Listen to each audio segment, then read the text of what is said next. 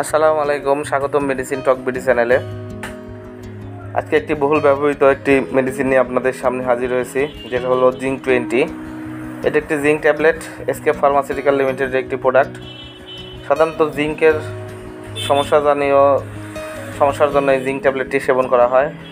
আজকে আমরা এই জিঙ্ক ট্যাবলেট কখন সেবন করবেন সেটি সম্পর্কে বিস্তারিত আলোচনা করব। তার আগে বলে নিই, আপনারা যদি আমার চ্যানেলে নতুন হয়ে থাকেন অবশ্যই চ্যানেলটিকে সাবস্ক্রাইব করুন এবং পাশে থাকা বেল আইকনটিকে প্রেস করুন।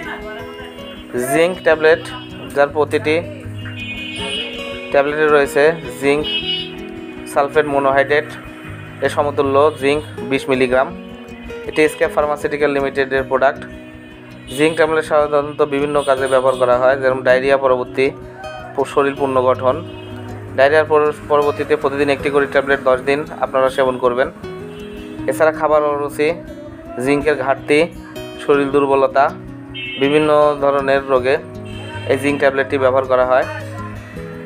এই জিঙ্ক ট্যাবলেট প্রতিটি প্যাকেটে রয়েছে 100টি করে ট্যাবলেট, যার দাম 350 টাকা, অর্থাৎ 35 টাকা পাতা। আপনার হাতের কাছে যে কোনো ফার্মেসিতেই এই জিঙ্ক ট্যাবলেটটি, বহুল পরিচিত জিঙ্ক ট্যাবলেটটি আপনারা পেয়ে যাবেন। যাদের জিঙ্কের অভাব, খাবার অরুচি, ডায়রিয়া পরবর্তীতে শরীর পুনর্গঠন, অসুস্থ পরবর্তীতে শরীর পুনর্গঠন ইত্যাদি রোগে ব্যবহার করবেন, তারা অবশ্যই এই জিঙ্ক ট্যাবলেটটি ব্যবহার করতে পারবেন, আপনারা উপকৃত হবেন। এতে তেমন কোনো পার্শ্ব প্রতিক্রিয়া নেই। পার্শ্ব প্রতিক্রিয়া ওভারডোজের জন্য এই বমিভাব, গ্যাস্ট্রিক ইত্যাদি হতে পারে। ধন্যবাদ আমার ভিডিওটি দেখার জন্য। পরবর্তী ভিডিও পেতে আমার চ্যানেলের সঙ্গেই থাকুন এবং পাশে থাকা বেল আইকনটিকে প্রেস করুন।